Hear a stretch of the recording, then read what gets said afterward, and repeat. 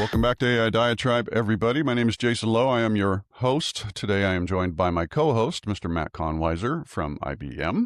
And we have as our vaunted guest today, Miss Ashley Cooper. So she hails from the, I want to say Toronto, Canada area, Toronto, Ontario, Canada area, because she's not in Toronto. She's close to Toronto.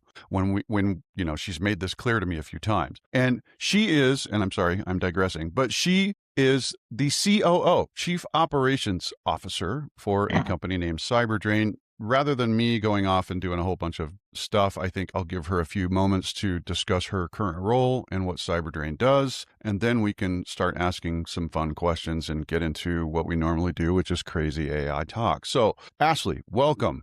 Thank you for being here. Would you be so kind as to give us a little bit of that Ashley goodness and background and stuff? Yeah, thank you. Okay, where do I start? Well, yes, Ashley Cooper. I have been in the IT space probably most of my career. I found MSPs back in 2009 when one just like called me and was like, "Hey, you want a job?" And I was like, "What kind of company is this? You just want me to drive around to other people's businesses and fix their stuff for them?" What?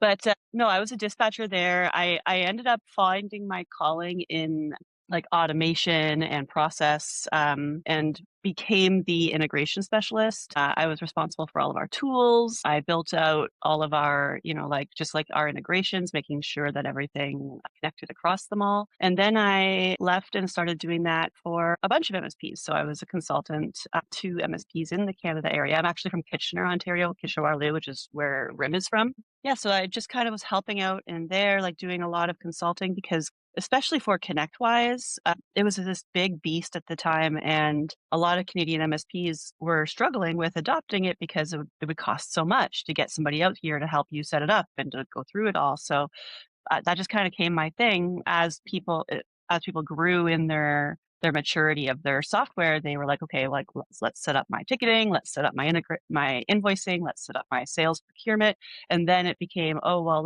how do I like connect these all? How do I talk to them? So I went into reporting. I taught myself SQL just to be able to. It was probably one of my favorite things to do was to learn how to create something out of nothing or create something out of like just like a mess of data. And so data became the thing that I was obsessed with. I had a personal kind of situation happen with my son where I found out that he actually had this rare form of spina bifida and he needed to go have surgery. And I was being a consultant at the time. And so I was like, what am I going to do? Like this, like if I'm not working, I'm not like I have to be at the hospital, whatever. I was talking with Alex Hoff from Avic Networks, and they're from Waterloo as well. And he was like, actually, you should come work for us. And he was like so good about everything. I have a lot of good things to say about Avic because of that experience. I stayed there for 5 years. I actually like founded and solidified my passion for ops there, whereas like there's all these different things happening across the different areas of the organization. And if they're not properly talking to each other and if they can't move forward as effectively. And so bringing in tools when you start to get big and when you start to scale up and you start to become more than 50, 60, 70, 100, 150 people becomes kind of crazy. Like people won't really understand all the use cases and you can't speak to them all. So that became the thing that I was really good at was like connecting the dots between different departments, making sure that like, hey, yeah, we bought this tool and this helps them do this, but it also helps you do this. And here's how that works. And so I was doing customer operations there. I was really passionate about being the bridge between the MSPs that I worked for and the company that's trying to service them. And so then that became kind of my shtick where I was like, I was known as a community person, even though community was just something that I naturally always came to. I would always seek out places where I can help solve my own problems. Like if I'm trying to figure something out, usually because I'm the person that's stitching things together, there's not really somebody that I can go to as a mentor internally that knows those things. And so I often found those things externally in like other people, like lab tech geek was where I started originally. Like this, okay, how do I connect these systems? How do I make these things work? And so I just naturally brought that community along with me into Avic. And then, Avic became one of their first vendor sponsors. I built out a lot of where I was going on the community side after that. And so when I had left Aavik, I went through Gradient MSP, which was a billing reconciliation tool. I went to Roost, which is an automation platform, and now I'm at CyberDrain, which is an M365 multi-tenant management platform. But like across them all is this sense of big, robust problems that are needing to be solved across multiple domains, and you need multiple voices in order to address that. And then how do you operationalize that inside of your organization? And so to bring that all back to AI, right? Like AI, when it came out, I was like an early adopter of it. But when it came out, it was like, I now have that mentor, or I don't need you to tell me how to do something. I just need you to give me information I don't have. And then I can go forward and do it. And so that's kind of where I've been spending a lot of my time advocating and stuff like that. It's interesting that you are very community oriented. I think it probably bears to mention that Matt and I actually, for the second episode in a row, we have with us a person that is on the GTIA AI Advisory Council. We all serve on that council. For those that aren't familiar with GTIA, it stands for Global Technology Industry Association. It is the community arm of CompTIA, which is something that a lot of people go and seek certifications in. And Ashley is with us on that council. Matt, I think you joined it like, what, 2 years ago? Yeah, about 2 years ago now. And I was 3. And Ashley, this is your first year on the council, right? This is my first year. So I was always in the digital space. I was in the real-time chats, the forums, the communicating with like the terminally online. I was a terminally online. And when I always saw like the CompTIA and the GTIA stuff as these are community people as well, but they're the ones that do like the face-to-face. They're the ones that do the in-person. And I always joked it was kind of like when I was younger moderating forums and stuff. Like it's like the real-time chat versus the forum. Like you don't come into a forum and say LOL and leave. Like you fight back and forth with each other. There's different momentum. And so one of my good friends, Jason Slagle, was getting nominated for a security award last year. And so I decided that I was going to come just to celebrate him, but also to see what the area was about. And I talked to Wayne Selk, and he was like, there's a significant lack of voices like yours here. We don't really have that. And I was like, I don't feel like this space is for me. I'm not usually the person that's comfortable sitting in a semicircle trying to have the most salient thing to say so that everybody else in the circle can like hear me and then like get my space. So I'm usually more of like the typing. So I was like really doubtful, but literally like I totally had my mind changed while I was there. Like everybody was so eager to consume knowledge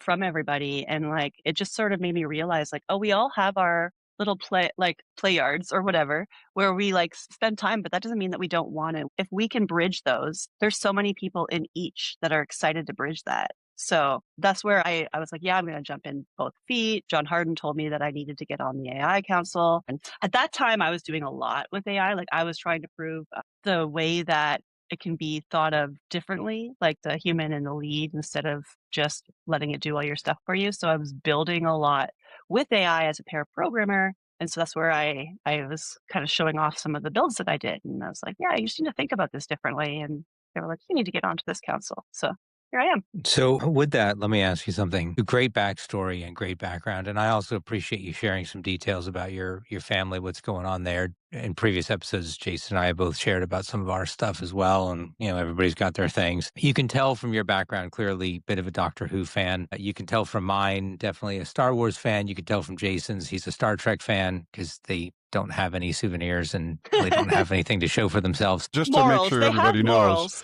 today I am a U.S. men's national team fan, given that the day after this thing publishes, we will be playing our first World Cup match of the anyway, but I digress. Please go on, Matt. So here's my question for you, Ashley. So the one thing you can't tell from our backgrounds is that Jason and I are both into music. Now, he's a musician. I'm not. I like to listen to it, but I think our audience would really like to know, are you related to Alice? No, but there is a rugby player with my exact same name that you just put in Adam Ashley Cooper. And I'm wondering whether I would like to be related to him. That would be fun. Or you'd rather be more related to a rugby player than Alice Cooper, the rocker. I would not be mad to be related to Alice Cooper. I mean, he knows how to wear mascara. Let's, you know, maybe he could give me some lessons. That guy understands eye makeup. Let me tell you. He's got poison running through his veins. It's poison. I've heard that.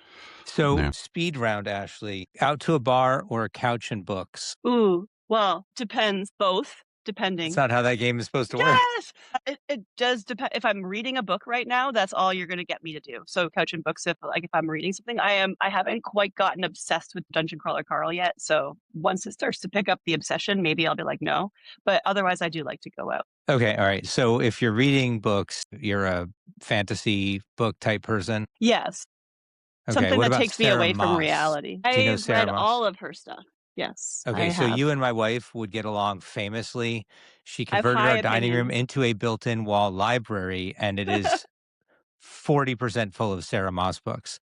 Oh I my. stood up on a stage for my very first talk ever as like a keynote, and this is how awkward I am. One of my slides was like, I have big opinions about the reading order of Throne of Glass, and you can come and find me, but if you have a different opinion than me, then you are wrong. I'm sorry. We can argue about that later. Okay, so I have to connect you and my wife at some point. You guys need to talk about this. We'll I have either not be even really good picked friends or up enemies. I have not even picked up a Sarah Moss book, except once accidentally when it was delivered to our house in a box and I didn't know what it was. And then I picked it up and brought it in the house. But other than that, that's it. Now Sarah Moss is interesting because she cranks out a ton of books in a very short period of time. Do you think she uses AI? The books that she was cranking out were pre-AI. Well, she's still writing. She's still coming out with new books. I haven't seen anything recently. Really? I thought she didn't she come out with something new like last She year? might use AI now, and if she does, I celebrate her because she has the skill to know what not to adopt and what to adopt.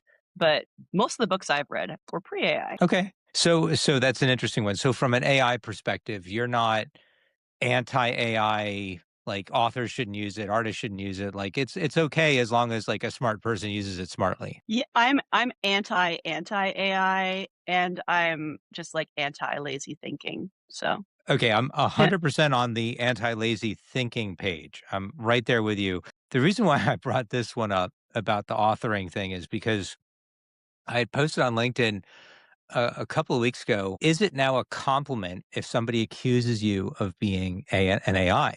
And the reason why I say that is because AI has become so advanced and so good at what it does. It doesn't use M dashes. It doesn't delve into things anymore. It doesn't all this stuff. If somebody's like, oh, that's AI, and you actually put a lot of effort into it, is that a compliment or an insult to you? Like, what would you think? well, I think it depends on the person saying it, but I would say that maybe I would ask Sarah Moss if she finds it a compliment that AI sounds like her. Oh, that's an interesting spin. Okay. All right. There you go. Now, did you have a chance to read the Pope's encyclical? No. Magnifica Humanitas, I think it is. All 19 pages. Humanus? It's glorious. No. It's 47 pages, not including the reference. Okay. It's a 55-page document. This? The first 47 is the actual content. The remainder is the citations. Because I actually did read every word on every page and highlighted pages. So this is interesting, Ashley. So this is Pope Leo XIV, first United States-born Pope, Villanova grad. He published this massive paper, and each pope publishes one, so it's not like the first time it's ever been done, but his was on magnificent humanity, which is the name of it, but it's a Latin translation, which is why I'm forgetting the exact wording. But effectively, he is really calling out, I'll say indirectly because he doesn't actually say the names, but it's pretty damn direct. Like he's calling out Palantir, he's calling out Oracle, he's calling out OpenAI and Anthropic, he's calling out the United States government and other governments as well. So I think the Chinese government is probably, you could infer it in there as well, and maybe a few others. But basically what he's saying is AI, good. AI adoption, good. Too much power in the hands of too few people, bad. Abuse of AI and the power that comes with AI, really bad. And abuse and neglect of the citizenry and humans in favor of surveillance and acquiring data,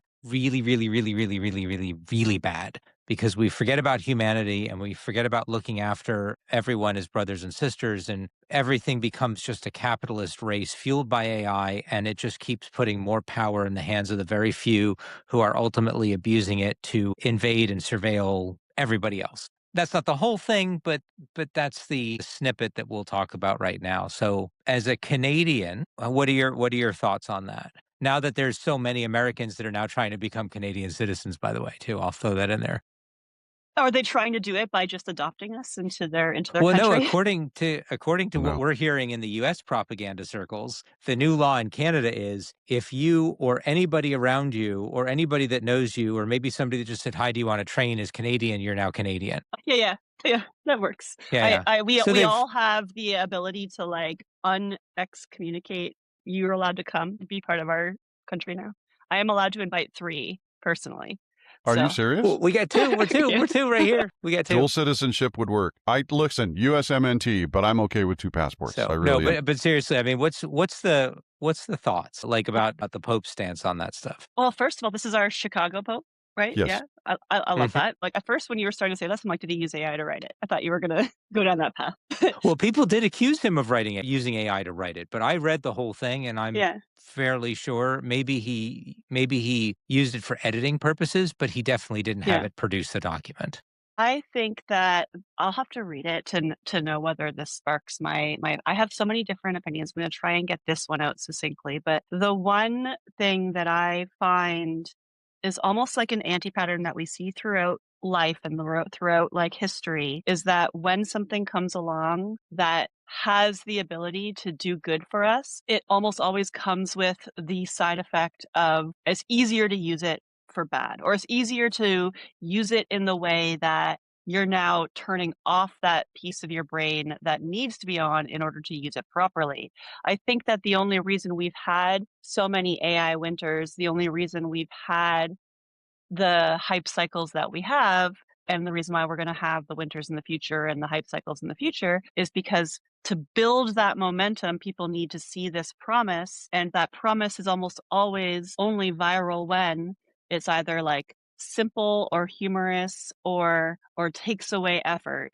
But the actual like thing that allows you to stand on the backs of like we're all standing on the backs of the technology that came before, right? We couldn't have done what we did in 2017 if we didn't have AlexNet in 2011, and we couldn't have done that if we didn't have the CNN networks that came before that. And so it's like everything is always building, and there's a small core group of people that are recognizing like these are the actual threads that matter and that push us forward.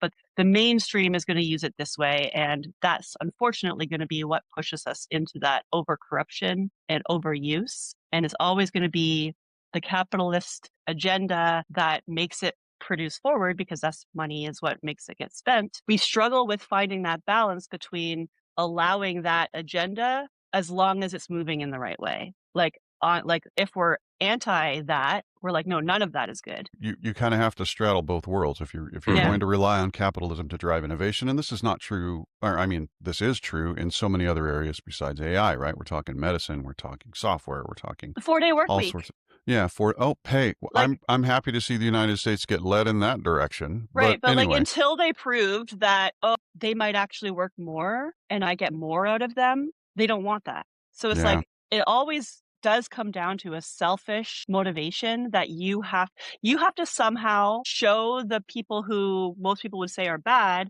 how they can get what they want without being seen as bad in order to then get that Star Trek. That's the reason why we don't have Star Trek, right? Yeah. Well, it's interesting because the encyclical, Matt, I'm glad you brought that up. A very interesting parallel there is it was signed on May 15th, which was the 135th anniversary of the Rerum Novarum, which was the 1891 encyclical that responded to the Industrial Revolution. And it was also very influential in shaping labor law for many, many decades, that encyclical. So it'll be very interesting to see how labor is affected by AI. Of course, that's on everybody's mind. But I am curious, Ashley, involved in the MSP world you are. I mean, you had a very atypical ascension to a COO position because a lot of people come from product or dare I say even from sales positions, whereas you were a frontliner and you kind of came all the way through various things and working your way up to the COO area. And so you have a front row seat to, especially now, a lot of ways that AI is being used in our community, in the MSP and the tech advisor community.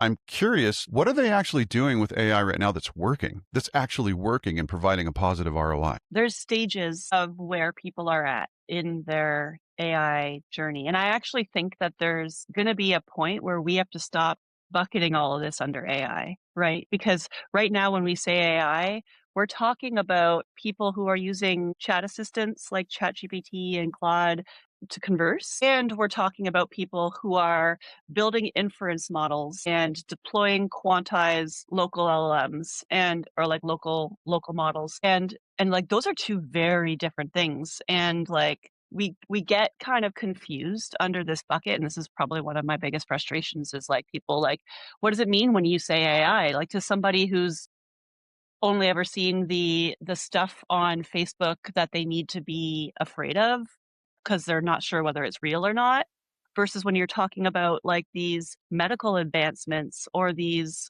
like purely tactical things that can deliver deterministic outputs. Two different areas. There is a way to bring people along on that pedagogical journey of like how to start. But our biggest problem is that we don't understand what those categories are and what those stages are. So I'd say like in that early stage, the question was about like what are they doing with it, not necessarily yet how they're selling it or how they're approaching it with their clients, right? Yeah, what's actually working out there? Yeah. Because there's a lot of, you're right. I mean, the perception issue surrounding AI, for those of us that are deeper in the technical weeds, we may be able to differentiate between what is just purely automation versus something that's actually inference driven versus something that is, more or less a chat bot that isn't very logical or is just nothing more than speech rec and a single catchphrase response. There's a lot of people that really aren't clear as to how AI can actually be utilized in a positive way with positive ROI. And so we are those that are lucky enough to really be able to see what actually does work and what doesn't work and is a pipe dream. I'm curious from your perspective, what are some of those use cases of things that actually do work? Yeah. So I think I'll categorize a group of people where it's like when they have a job to do and they know they're an expert of that job. And then like when those people understand like, oh, I'm just focused on efficiency. I'm not focused on like trying to create something that I wouldn't have been able to create. Like, for example, not even in the MSP space, my son, he's 18. He's in the generation of people who are like really like annoyed with AI, mainly because of like the rights and like the music and the art and all that kind of stuff, where he's like, he kind of gets a little bit pedantic. If you can't afford to hire somebody to do this art, then you don't deserve to make the art. And I kind of have to like stop him on that a little bit because I'm like, so are you saying that something shouldn't be created that would never have been created otherwise because he just couldn't have the capability? For him, he came to me the other day and he was like, oh my, because he's doing this Roblox work with one of his friends is like really big in the, like actually like a developer there. He's like, what can I use to help me with texturization on the background of this picture? I'm like, oh, you want to talk? He's like, well, we built it. I just want to add some texturization. And so it's like the people who are figuring out like, oh, I've got this thing and I just need to add some polish or I just need to fact check it. That's the most common use case. That's the thing that if you can't do that, if you can't recognize the difference, you probably shouldn't be trying to like go do anything else. But then on the flip side of that, my opposite argument is like literally just go do anything else. Like my easiest use case that I spend time on is like just, oh, you've got a presentation. Throw that presentation into Lovable and see how it reorganizes it and makes it into something. Oh, you want to get a form filled out? Local only form. Now, obviously, there's things that you earn to get there, right? And that's where I stall with that conversation because there's a little bit of education. But it starts with where your skill is and what you are capable of doing, and then how those tools can shrink that efficiency. So, if you don't mind, I'm gonna kind of switch topics and kind of not. The Dunning-Kruger effect. Have you heard of this? Mm-hmm. Yeah. Okay. So as a COO, because you were just talking about like, well, just, put it into Lovable. How many people are at the top of Mount Stupid right now as it relates to the Dunning-Kruger effect? And is that negatively affecting your job and your business? Because like I think as an operations officer, like your job is to try and keep all the rats' nests semi-organized. Like you're never going to untangle the nest, but you're going to at least make sure that every pile is together. And when everybody's like, oh, wow, I am an AI person now. Like, is that just making your job a living hell? I don't think so, because I think that one of the things that AI does for us is that it holds up a mirror that is impossible to ignore eventually. You use it long enough, you have to be faced with this is my doing because of this. Like almost nothing that we do with AI is like anything other than a trust boundary. And when we reflect how we think about that, when we think like, oh, if I was talking to another human, this is how that would have gone. The surface area of where things can go wrong is growing at exactly the same rate as the ability for people to get into that area. And so like our knowledge boundary is dropping, and our ability for people to do bad is growing. And so it's like the only solution is education. And so everybody is on their own journey up the mountain of Mount Stupid in some capacity, in some way. I'm at the peak of several of them, right? I'm very aware of like, I don't want to look stupid. And so I'm like, I better dig into all of these things, right? And so that's where I've actually spent a lot of my time. I know that not everybody has the ability to just go and like create a reliable app. But if I show people the iterative step, if I build apps that other people can use those apps to teach themselves how to do AI better. Like I built a glossary, like AI, I think it's like, you could check it out if you wanted to, it's ai.ash.blog with an E. But like, it's literally just a pedagogical glossary of AI from the beginning of time. It goes into the pioneers, it gives you little like lesson plans. And it's like, the more we can show people what it means to be able to bridge that, like, how do you get one step further? How do you get one step further? You can't get to that point until they are in despair. Like when they're in that valley of despair, that's when they're like, please help me. And so like the more people can get there, then we can actually bring them over for more knowledge and more education. So I genuinely want people, you want to make sure that they have like a safety net. You want to make sure there's a walled garden. You want to make sure that there's all these things. If they fail, they're not going to fail catastrophically, but in such a way that they know, okay, I don't know this. I realized that I didn't know this. Here's my next step. I take everything that's a gap and everything that's a frustration, and I say, how do I turn this into something that's like a first principles learning opportunity? How do I say, now, how do we do this better? Interesting. You raise a really, really good point.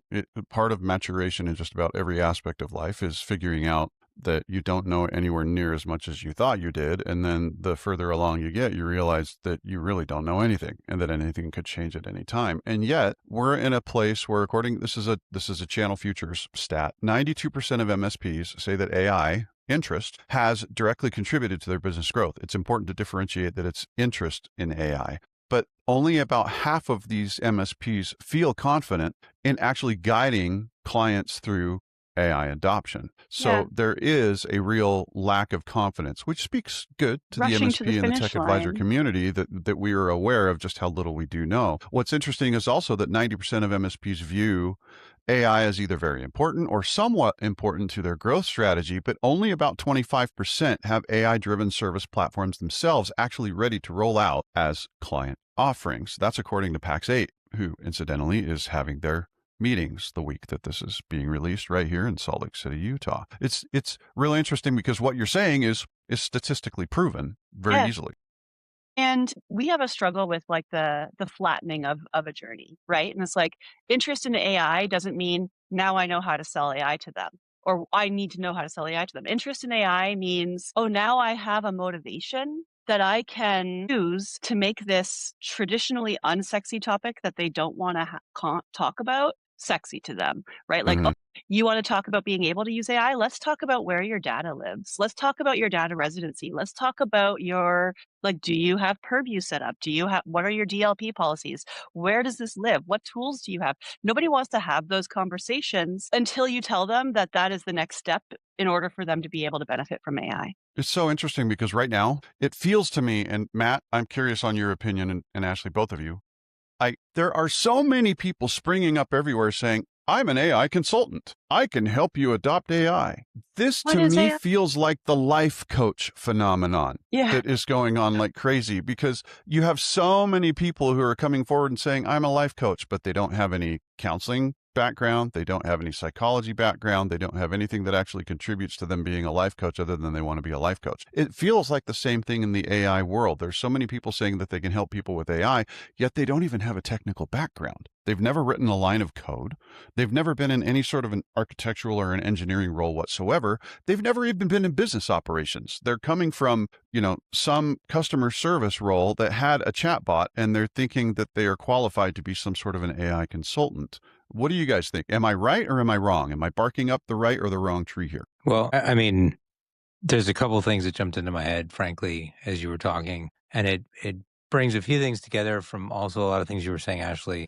I think that there's a lot of people at the top of Mount Stupid right now. I think there's probably a significantly fewer number of people that realize they're at the top of Mount Stupid. And I'm wondering, does that create, is that like a help or a hindrance? Like traditional marketing SWOT chart, right? Strength, weaknesses, opportunities, threats. Are all of these people at the top of the first curve in Dunning-Kruger, or Mount Stupid, as he calls it, or they call it? Is that the opportunity or is that the threat to consulting and MSP? I think it's both, depending on the type of person, and accountability is on both sides, right? Like there's people who are going to stay at that top of Mount Stupid and be a threat if we don't understand how to be more specific with what we're talking about. So it's like specificity is going to be the thing. Like I was saying, like we need to stop saying AI for everything eventually. I believe that we're eventually going to come up with some better words that have a little bit more technical accuracy, that are a little bit more specific to like what they are. Like I bought a washer dryer combo the other day, like it's getting delivered, it big letters on it, like AI, like wash dry, whatever. And it's like, what AI, what? Like, does it like send me messages? Does it like, if I can I prompt inject it to send me a recipe? Like, what does AI mean? They don't mean AI the way that the world means it, right? They mean that there's inference in hot and cold temperatures. They mean that there's like these like abilities to determine smartly whether we should stop one and start the other. And so it's like words are going to be inevitably used until they're buzzwords. And the reason why they become buzzwords is because the virality of them pick up. And then the more things start getting exposed, the more rust gathers. And then the more we start calling it a buzzword. And then the more people who use those words are distrusted until a new cycle starts. I completely agree with where you're going with it. And there's a simple litmus test I do to figure out where people are sitting on the curve. I ask them to explain to me what AI is, what generative AI is, in its most simplest form, because I think it's really easy to spout tons and tons of details about AI. Oh, well, it's these models and these large language models, and it does this and it does that, and yada, yada, yada. If you can explain it to a third grader, you understand it, right? And I think we're missing that. And I think that's the opportunity for consultants, is to connect people to the awareness of what it is. And by Yep. doing so, we get them off of the top of Mount Stupid and on the slope to enlightenment, which is where they want to be, right? Nobody wants to be in a place where they're using something with ignorance. But it also takes a level of self-awareness to want to do better. And it reminds me of a George Carlin quote. And it was, if you're looking for self-help, why would you read a book written by somebody else? That's not self-help, that's help. There's no such thing as self-help. If you did it yourself, you didn't need help, right? I mean, and it's so very George Carlin, but it's Yeah. so true. Like if you go to a bookstore and buy a self-help book written by somebody else, then you're not self-helping, you're getting help from somebody else. But they call it a self-help book because the expectation is you'll take it home, you'll read it, and then you will become so enlightened by the contents that you don't need to pay for a psychologist or a counselor or a life coach or whatever else. And I think that we have way too much content being created around AI. And we're in that kind of self-help rut right now with AI, is everybody feels like they can get enlightened, but they may not be asking the right questions. And it's creating a bit of a mess, especially for, I think, chief operating officers, because you have employees and you have customers, and a lot of them are stuck in that same kind of weird spot. And some of them are amenable to help and some of them feel like they don't need it. I mean, like how do you tiptoe every day? Like what's your thoughts on navigating all that? So like you help the people that want the help, you make sure the people that don't want the help don't get themselves into trouble, and you continue to move the business forward. That's kind of a balancing act. It is, but it's also a lot of narrative, right? Like that, even like the starting point of what you're saying, right? Like there's some semantics and some narrative in there around how we're telling that story. Somebody else could argue that they are helping themselves because they chose to pick up the book and they chose to read it to themselves, and they didn't go to a class to get somebody to dictate that information for you. Somebody Plus, else they're could the ones that have say, to execute on it. Once they've read the book, they're not then going to follow the instructions from somebody else. They're the ones that actually have to put the execution plan in place. yeah, and if you really want to get esoteric about it, we could talk about deterministic versus non-deterministic realities, right? Like, am I capable in the first place of being able to help myself? Do I have those tools versus people who might not and who need somebody to kind of break them out of their like generative path Like I think about, like, if we think about humans the way that we think about AI, and if we, instead of anthropomorphizing AI, if we, like, whatever the opposite term is for humans, we start to Anti-anthropomorphism. we start realizing some of those things, right? Like, oh, we're all just like AI layered with more harnesses, more context, more tools. Yeah. So that's like the NSF NSFW conundrum, right? That we were talking about earlier. I think before the recording was on. Is NSF NSFW super NSFW, or is it not NSFW at Oh, all? Like yeah. it's all open to interpretation. And it's also with AI too, like it like exponential eights whatever you give it. If it's bad more, and if it's good, it's potentially good more. Yeah, yeah.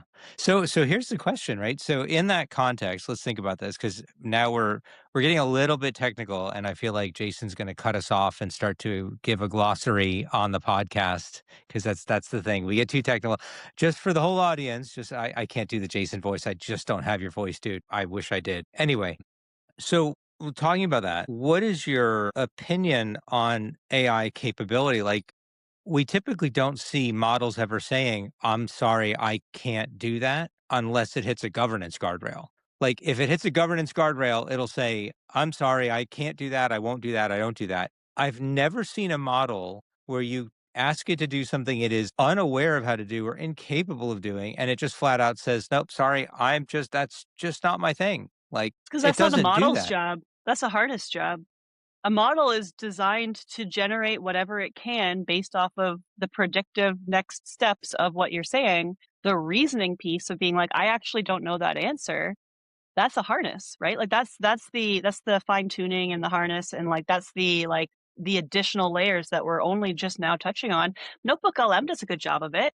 So Like I'm glad you brought that up, because harness has become a term. it's close to being a buzzword now. It was Yeah. prompt Could we, engineering. for the then it benefit of was our audience, Matt, could we define what that term is? Yes. Okay, so let me just Use my explain glossary. the quick story, and then Ashley, I'd love for you to explain what a harness is, because I think you were almost right there just now. Everybody knows what a prompt is, right? It's what you type into an LLM to get something out of it. Then there was prompt engineering that was making top dollar salaries for, I don't know, maybe like 3 or 4 minutes, and it was the concept of the people that knew how to tell the model things in a certain way to get the model to give you exactly what they wanted. Those were the people that made all the money. Then it became context engineering. Context engineering was like prompt engineering, but with feeling. Like it was the concept that, hey, you know what? It's not just prompt engineering, but I need to make sure that the model has the right information and the right knowledge and the right books, and I ask it the right question, and then I'll get the right answer. And now everybody's talking about harness engineering. So with that, since you already brought the topic up, I'm a third grader. What is a harness? Ooh, as a third grader. So what do third graders know about? Third graders know about Pokemon, right? They know about Pokemon Go. They You know about can't. AI. I just talked to a third grade class last week, and they knew a lot about AI. So I was the AI surprised. is the harness for a third grader. The harness is like your teacher saying, "No, you actually can't do that. Here's where you should be staying in your bounds." I don't actually. I'm really bad at making analogies. It's the operating model that wraps the LLM that says, "Here's the instructions, and here's how you work, and here's like what you're meant to do, and here's where your boundaries are." So, in a third grade analogy, the student is the LLM, and the rules that are on the classroom and the teacher and the curriculum and everything else is the harness. So I was sort of right. I was like, "This is the teacher telling you you can't." Yeah. No, I'm asking you, is that Yeah. like a fair way to say it? I mean, like I said, I'm really bad at analogies. You tell me, is that good? Well, Jason, why don't you tell us? You're the unbiased neutral party here. You've heard two different versions of it. Where are we at here?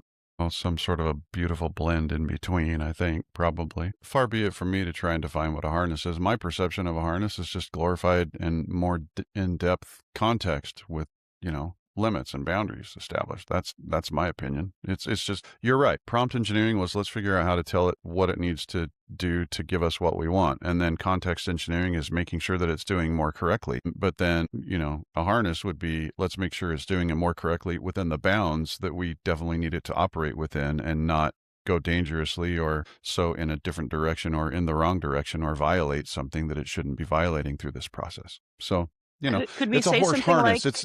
It's an analogy, right? What do we yeah, put a harness on a horse for? We yeah. put a harness Could on we, a horse to make sure that it's doing the work. It's doing the walking. We're going in the direction, but we're definitely trying to guide it in the right way. And if it ends up going in the wrong way, we can quickly jerk on the harness to make sure that we're guiding it back on the right path. With one caveat. So a buddy of mine just took over a horse farm and he has 6 horses. And they have a giant industrial sized kind of vacuum cleaner, broom sweeper upper thing. And it's designed for picking up horse shit on the fields. Is it Apparently, AI if you driven? no, it is not. Okay. But apparently, if you attach this to a horse's harness and turn it on, the horse will get so freaked the hell out that it'll just run away. So there's a caveat to the harness example with horses in that if whatever you're attaching to the harness is too loud, too scary, too intimidating, too unfamiliar, the horse will just be like, F this, I'm out. And now you're just stuck with a harness and a yeah. shit sweeper with nothing inside of it. I have a better example for this for the student now that I think about it. Their model is their brain and their harness is the physics and the chemistry of their body containing it, making and limiting it to what it's able to do and where how it can interact with the outside world. And if their brain were to be able to just be ephemeral, it would exist everywhere and they could do whatever they wanted, but their bodies are their harness. Okay, you know what? I'm digging that a little more because it's more of an ecosystem type of a thing, right? It's the brain and the body have to function together, and you can't really separate it. Well, you can, but that's gross. But then you can't use your tools. You can't use your tools. And Jason's just like done. He's like, I'm out.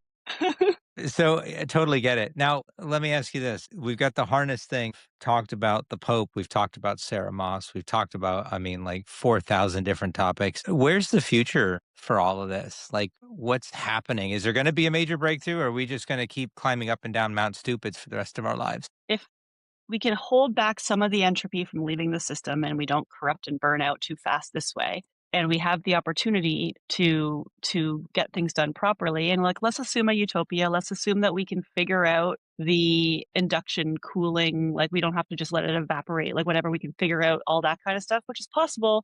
We're just not focused on it because it's not the sexy thing right now. We could figure that out. I think the future is going to be in the mixture of experts, the quantized models. We're going to realize right now we're just throwing everything at something really high reasoning because we're being lazy, and so it needs to do that. There's a spot for that. But as we start to refine and make efficient, we want to do this, we want to do that, we're going to centralize those things into small, autonomous little focused, small language models, quantized models, where they literally are only serving these one purposes, and then they're called. And I think that's the direction that we're going, but that's going to be so integrated into our lives that we're not even going to call that AI anymore. We're just going to be like regex, right? Regex is an interesting one. Ooh, that brings back bad shivers. For anybody that doesn't know, sorry, I'm going to invoke my inner Jason here. For anybody that isn't aware, regex is a language that allows people to extract text and information from long strings and parse things out. Thank you, Matt. That was well done. Thank you. Proto AI enthusiasts get really mad at me when I call it that because they're like, that's just text. There's no semantic. I'm like, it's proto AI. It's built upon the back of that. For sure. Okay, so we need to at least try and distill this down to a main focal point, and I think I want to try and do it this way. So, Ashley, being where you are and being how you are working with lots of MSPs, yes, but through MSPs and actually through some of the stuff that you're doing, you are working frontline with a lot of different companies. If you were going to give some advice, and this is something that we do in a number of episodes, so I'm going to go ahead and do it here. If you were going to give some advice to that 75% of MSPs out there that don't have anything ready to go, at least as far as serving their customers in guiding them through this AI adoption journey, what would be some of the advice that you would give those businesses / MSP? I think that it starts with foundational questions and reflecting on where your own understanding is. Think about where you are on the mountains on Mount Stupid, right? Do you have a few questions? Maybe write down 3 or 4 questions that you don't know the answer to. Ask AI about them, right? Ask people about them. Question AI. I would say that every time you talk to a chatbot, just ask it, are you overfitting? Are you underfitting? Is that your best answer? What are you missing there? Right? probe it and ask it questions, because that's how you're going to learn more. You know, that's a lovely place for us to end this because it ties very nicely into earlier conversation, right? You don't know what you don't know. And the reason that you don't know what you don't know is because you haven't yet applied critical thinking to your own knowledge. And so what this is actually actively applying critical thinking to what you think you might be aware of, but let's make sure that we're using our peers, and let's make sure we're using these tools like AI to figure out what else we need to learn and what else we need to do in order to be able to grow in that direction. And let's make sure that we have our ducks in a row before we try and go and help other companies have their ducks in a row. I think that's probably a good place for us to end. So Ash, this has been fabulous. Thank you so much. I love this conversation because we've gone in a lot of different directions, but there are some genuinely fantastic nuggets that have come out of this. So thank you so much for your time Before we today. end, can I say one thing? Yes, please do. Yes. I was asking AI about what would be a funny between two ferns type of question if we were interviewing AI models. And this one made me laugh. It says, "You go by Claude. Is that an acronym? Or did your creators just want you to sound like a pretentious French guy who refuses to help tourists?" Wow. Anthropic, that was derived. It wasn't something that we created on this show. Don't go after us. Go talk to Zach Galifianakis. Yeah, there you go. Go talk to Zach. Thank you very much for your time and attention, everybody. This has been another edition of AI Diatribe, and we will see you next time.